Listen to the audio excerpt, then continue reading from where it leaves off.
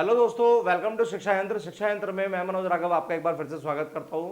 दोस्तों, जैसा कि हम लोग पढ़ रहे थे एक्सेलरेशन, हम उसके न्यूमेरिकल्स को और उसके कॉन्सेप्ट के वीडियोस को पढ़ चुके हैं। तो आज हम देखेंगे बेटा कि एक्सेलरेशन से रिलेटेड प्रैक्टिकल प्रॉब्लम्स को सॉल्व कैसे किया जाता है। चलिए आइए स्क्रीन पर देखते हैं। हमारे पास में एक क्वेश्चन डिस्प्ले हो रहा है। अ बस decreases its speed from A bus decreases its speed from 80 km per hour to 60 km per hour in 5 seconds. इसका मतलब बस ने क्या किया, अपनी स्पीड को डिक्रीज किया, ठीक है ना। और कितना डिक्रीज किया? From 80 kilometre per hour to 60 kilometre per hour. यानी इनिशियल जो स्पीड थी उसकी स्टार्टिंग वाली, जिसको हम यू बोलते हैं, वो कितनी थी? 80 किलोमीटर पर आवर थी। बेटा आपको पता होगा कि न्यूमेरिकल्स को सॉल्व करते समय मैंने आपको बताया है कि वेलोसिटी की एसआई यूनिट क्या होती है? Metre per second. पर यहां किसमें दी हुई है? किलोमीटर पर आवर में। इसका मतलब मुझे इसे कन्वर्ट करना होगा। कन्वर्ट करते हैं जी। आप देखेंगे 80 को हमने किससे कर दिया? 5/18 से मल्टीप्लाई कर दिया और रिजल्ट आ गया हमारा कितना? Metre per second. कुछ लोगों को पता है और कुछ लोगों को कंफ्यूजन है कि सर ऐसा कैसे हुआ। बेटा 80 में किलोमीटर पर आवर लिखा हुआ है, राइट। इसका मतलब होता है 80 किलोमीटर इन 1 आवर। अगर आपने इस 80 को किलोमीटर को इनटू में क्या किया? मल्टीप्लाई बाय 1000 कर दिया तो ये मीटर बन जाता है, ठीक है। और 1 आवर को अगर आपने मल्टीप्लाई बाय 3600 कर दिया तो ये सेकंड बन जाता है, क्योंकि 1 आवर में 3600 सेकंड होते हैं। आप इसको सिंप्लीफाई करेंगे, zero get cancel with zeros, तो आप देखेंगे या 5 आ रहा है और या 18 आ रहा है। इसीलिए शॉर्टकट मारा गया। 18 को हम 5/18 भी इस तरह से डायरेक्टली लिख सकते हैं। इसीलिए हमेशा जो यूनिट होती है, जो किलोमीटर पर आवर में होती है, अगर आप उसको 5/18 से मल्टीप्लाई करते हो तो रिजल्टेंट जो है वो मीटर पर सेकंड में आ जाता है। आगे के लिए हर जगह याद रखेंगे। उसी के अकॉर्डिंग मैंने क्या किया, यहां पर, यहां स्लाइड में अगर आप देखेंगे तो ये 5/18 आ गया। आपको ये रीजन भी समझ में आ चुका है।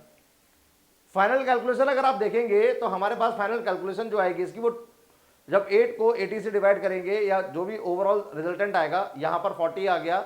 अब इसको ओवरऑल हम लोगों ने सॉल्व किया तो 22.22 मीटर पर सेकंड आ गया।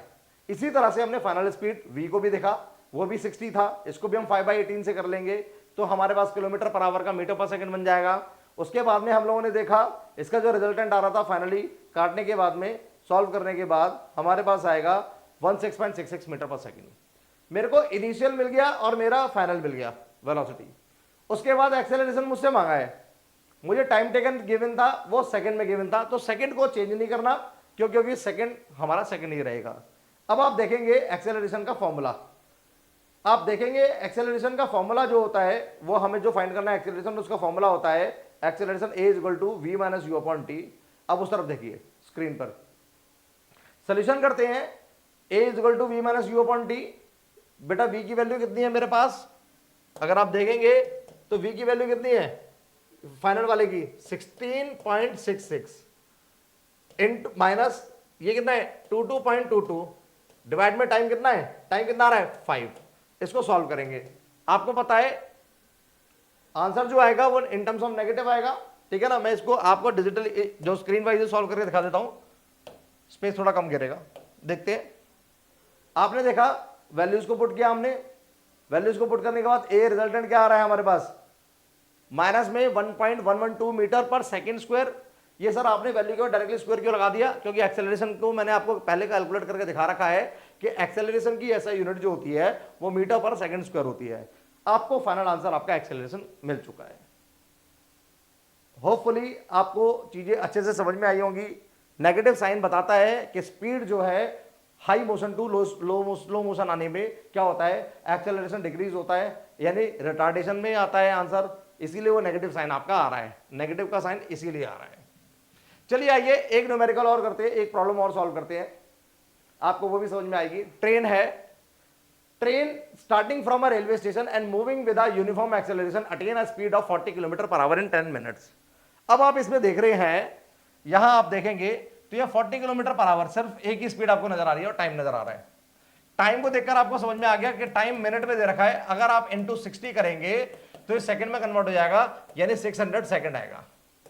अब ये जो आपको स्पीड दे रखी है वो स्पीड जो है आपके पास, आपको ये भी क्लियर हो गया कि 40 किलोमीटर पर आवर है और आप इसको 40 को क्या करेंगे 5/18 से करेंगे तो आपका जो है ये 20 और ये 9 हो जाएगा और ये आपका होगा 100/9 यानी ये क्या आएगा मीटर पर सेकंड में आएगा। आपको इतना भी क्लियर हो चुका है। और आपको यह भी पता है कि एक्सेलरेशन का जो फॉर्मूला होता है वो होता है v minus u upon T. आपको इसके अंदर में निकालना भी एक्सेलरेशन ही है, पर आपके पास टाइम चलो आ गया, ये रहा v और u में से कोई एक चीज ये रही, दूसरी कहां है, और जब तक दो पता नहीं होंगी आप ये निकाल नहीं पाओगे। कंफ्यूजन हो गई, कैसे सॉल्व करेंगे? ऐसे केसेस में आपको याद रखना है जब कभी भी कोई भी बॉडी रेस्ट से मोशन में आती है, रेस्ट से मोशन में आती है, तो उसका इनिशियल वेलोसिटी यानी स्टार्टिंग वाली वेलोसिटी, जिसको हम हिंदी में प्रारंभिक वेग बोल दिया करते हैं, वो 0 मानी जाती है। ऑटो अंडरस्टूड है। जब मोशन टू रेस्ट जाएगी तो फाइनल वाली 0 हो जाएगी, जब रेस्ट टू मोशन जाएगी तो इनिशियल वाली 0 हो जाएगी। यहां कहां जा रही है? रेस्ट टू मोशन, स्टेशन पे खड़ी थी, चालू हो रही है। रेस्ट टू मोशन में जाते समय u को हम 0 कंसीडर कर लेते हैं। चलिए सॉल्व करके देखते हैं हम ना। स्लाइड में मैं थोड़ा सा लिखता हूं, पूरा स्क्रीन भर जाता है, इसलिए हम लोग क्या करेंगे, इसको कैलकुलेटेड फॉर्म में देखते हैं। गिवन में क्या है? इनिशियल स्पीड, स्टार्टिंग की स्पीड कितनी है? 0 किलोमीटर पर आवर, जो मीटर पर सेकंड में भी क्या रहेगी? 0 ही रहेगी। फाइनल वाली 40 थी, उसको सॉल्व किया, 40 इंटू 5/18 क्या बन के आया हमारे पास? काटेंगे, सॉल्व करेंगे, सॉल्व करने के बाद में कितना आया? 11.11। टाइम टेकन कितना है? 10 मिनट। कन्वर्ट किया 600 सेकंड आ गया। अब क्या करेंगे? फाइंड करना है एक्सेलरेशन। फॉर्मूला देखेंगे क्या होता है। फॉर्मूला हमारे पास होगा यहां पर v minus u upon t. अब क्या करेंगे? सॉल्यूशन करेंगे, फॉर्मूला लिख देंगे a is equal to v minus u upon t. अब हम क्या करेंगे?